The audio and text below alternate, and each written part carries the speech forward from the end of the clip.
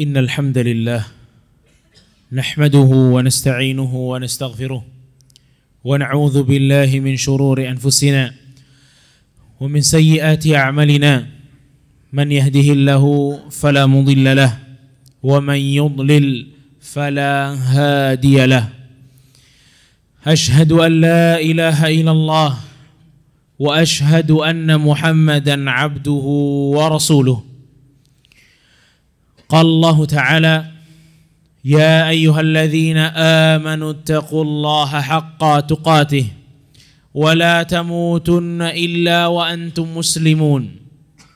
Wahai orang-orang yang beriman, bertakwalah kalian kepada Allah dengan sebenar-benarnya takwa.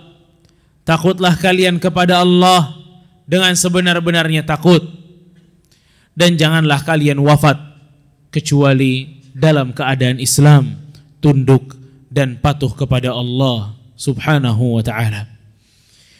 Amma ba'd, fa inna asdaqal hadithi kitabullah wa khairal huda huda Muhammadin sallallahu alaihi wasallam wa syarral umuri muhdathatuha wa kullu muhdathatin bid'ah wa kullu bid'atin dhalalah wa kullu dhalalatin finnar. Amma ba'd, ayuhal ikhwah, para jamaah salat Jumat Masjid Nur Salma yang semoga senantiasa diberikan hidayah dan taufik dari Allah Azza wa Jalla. Segala puji bagi Rabbuna Azza wa Jalla, serta salawat dan salam kita hanturkan kepada Nabi kita yang mulia, Nabi Muhammad sallallahu alaihi wasallam, yang telah membawa manusia dari kesesatan kepada hidayah, dari kegelapan menuju cahaya, dari kebodohan menuju ilmu. Nabi kita yang mulia alaihi salatu wassalam, yang tidaklah beliau wafat kecuali telah tuntas menyampaikan agama dari ayat-ayat Allah dan hadis-hadisnya. Jamaah rahimani wa rahimakumullah. Kita ketahui bahwa berita di belakangan ini tentu ramai dengan masalah pilgub, pilkada dan lain sebagainya. Namun sebenarnya di antara tumpukan-tumpukan berita yang begitu masif, ada satu kasus berbahaya yang senantiasa berkembang di negara tercinta ini. Kasus ini berkembang terus. Kasus ini berkembang dan aktivis dari kasus ini tidak mengenal umur. Mulai dari anak SD, SMP, SMA sampai sudah kuliah, bahkan sudah kerja, sudah memiliki anak, sampai orang tua sekalipun masih memiliki saham yang begitu banyak dalam kasus ini. Kasus ini berkembang dengan segala macam dampak negatifnya. Dampak negatif dari kasus yang sedang merebak di negara kita tercinta ini, mulai dari kasus atau dampak negatif yang ringan, dari mulai permusuhan di antara kaum muslimin, kemudian ribut antara suami istri, ribut antara anak-anak, cerai antara suami istri, seorang suami meninggalkan keluarganya, seorang suami melakukan ini dan itu, sampai kepada dampak negatif meninggalkan salat, melupakan zikir kepada Allah, sampai ada yang bunuh diri dan lain sebagainya. Kasus ini adalah kasus judi online.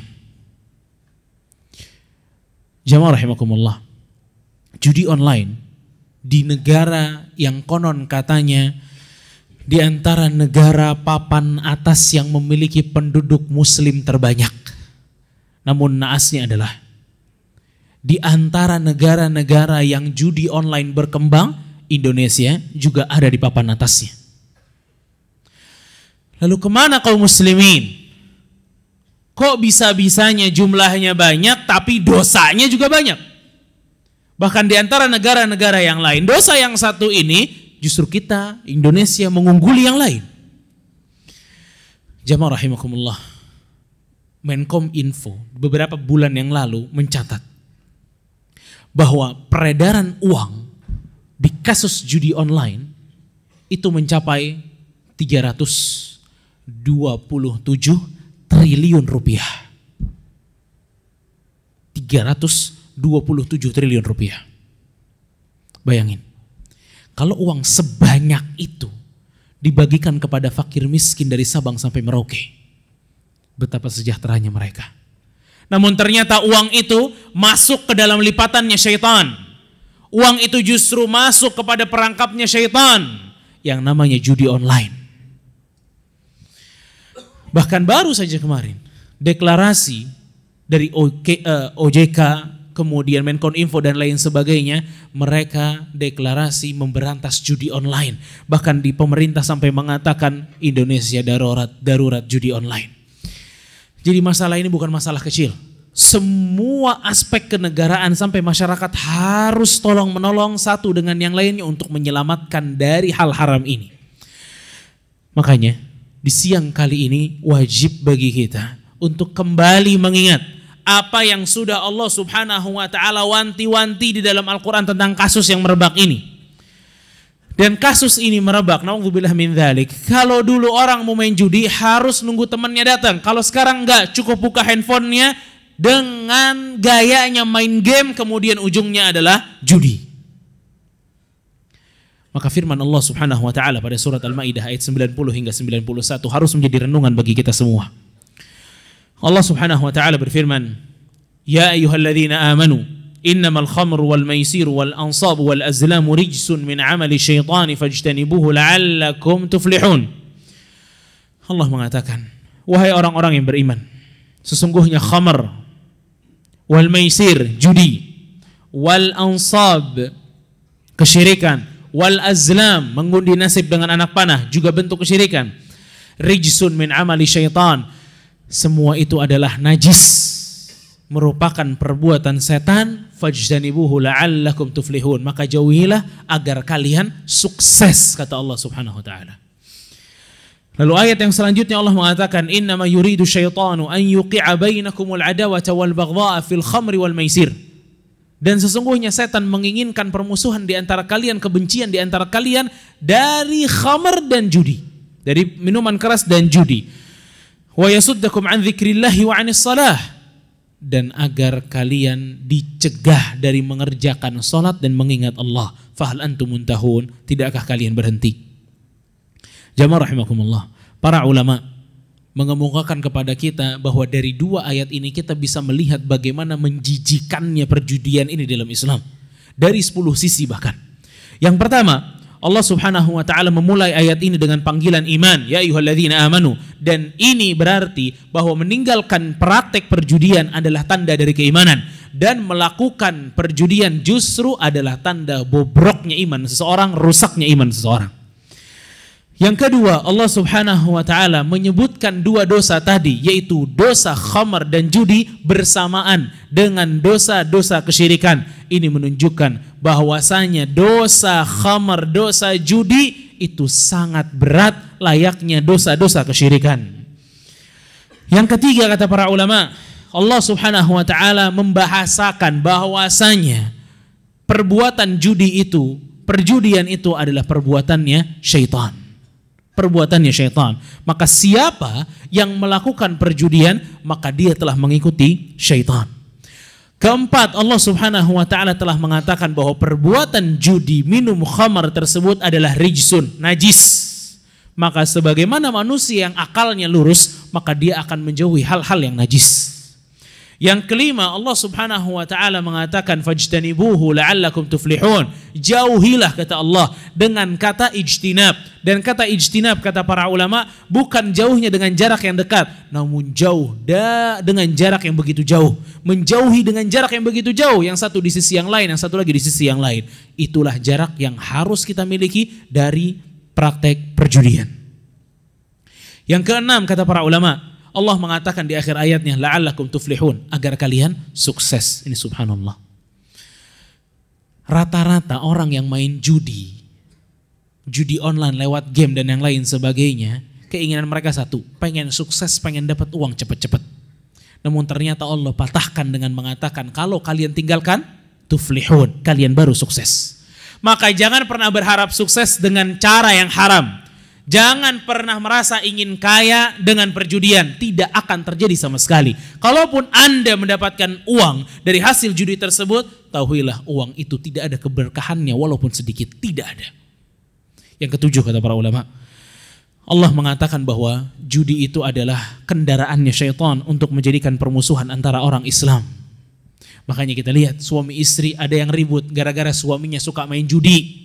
Akhirnya duitnya habis. Gara-gara duitnya habis, pinjam online. Begitu pinjam online, gak bisa dibalikin uangnya, maka suaminya kabur gak tahu kemana. Inna lillahi wa inna ilaihi raji'un. Ini cerita singkat jemaah, tapi banyak yang merasakannya.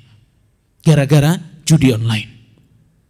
Yang kedelapan, Allah subhanahu wa ta'ala mengatakan bahwasanya judi dan perbuatan haram lainnya itu menghalangi kita untuk mengingat ayat-ayat Allah, untuk mengingat Allah Azza wa Jalla. Makanya subhanallah, gak ada orang main judi dimulai dengan basmalah. Gak ada orang gagal judi bilang innalillahi wa inna ilaihi raji'un. Gak ada. Kenapa? Ketutup. Bukan telinganya yang ketutup, hatinya tertutup dengan dosa maksiat tersebut. Ini permasalahan, bukan permasalahan kecil. Siapa yang hatinya tertutup dari zikir kepada Allah, pasti dia akan mengingat syaitan, bukan mengingat Allah. Yang kesembilan, Allah subhanahu wa ta'ala mengatakan bahwasanya perbuatan judi dan perbuatan haram lainnya menjauhkan kita dari sholat. Makanya banyaknya orang meninggalkan sholat itu gara-gara banyaknya main game, terlebih gamenya kalau ada judinya.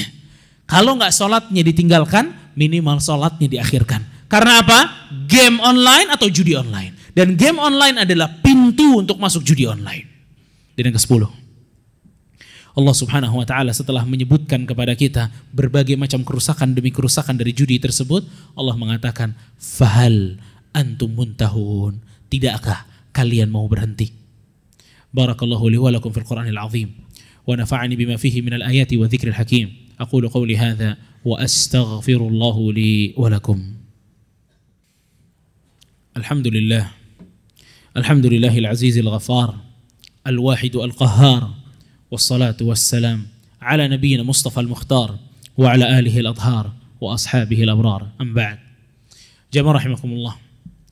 Di antara penyebab utama bagaimana judi online ini bisa merebak bahkan di kalangan orang-orang perkantoran sekalipun, itu paling tidak ada dua hal. Yang pertama, mereka memiliki waktu luang yang tidak dimanfaatkan dengan baik. Mereka memiliki waktu luang, namun mereka bodoh dalam memanfaatkan waktu luang mereka. Setiap ada waktu luang, dia buka HP-nya. Setiap ada waktu luang, dibuka game online-nya. Setiap ada waktu luang, dia coba main judinya. Mulai dari taruhan yang 10.000 hingga ratusan juta rupiah. Berharap bahwa itu bisa memberikan efektivitas dari waktu luang yang dia miliki. Dan benarlah sabda Rasulullah SAW yang mengatakan, ni'matan maghbunun fihi makathirun minan nas, as-sihhatu wal faragh. Dua nikmat yang manusia banyak terlalaikan dari dua nikmat ini, yaitu nikmat waktu luang dan nikmat sehat. Dan sebab kedua yang menjadikan banyaknya orang main judi online adalah ingin cepat kaya. Pengen kaya tapi dengan cara yang instan. Ini sebuah pemikiran kerdil, mental yang begitu miskin dan payah, menginginkan dengan judi kemudian dia mendapatkan tambahan uang. Bukan tambahan uang yang didapatkan adalah tambahan azab, tambahan hukuman dari Allah Azza wa Jalla. Makanya subhanallah, Rasul kita yang mulia alaihi salatu wassalam mengatakan, ya'ti ala nasi zamanun, akan datang kepada manusia satu zaman, la yubalil mar'u min aina akhadhal mal amin halali amin haram. Di mana zaman itu manusia enggak peduli mau dapat harta dari yang halal atau dari yang haram. Subhanallah.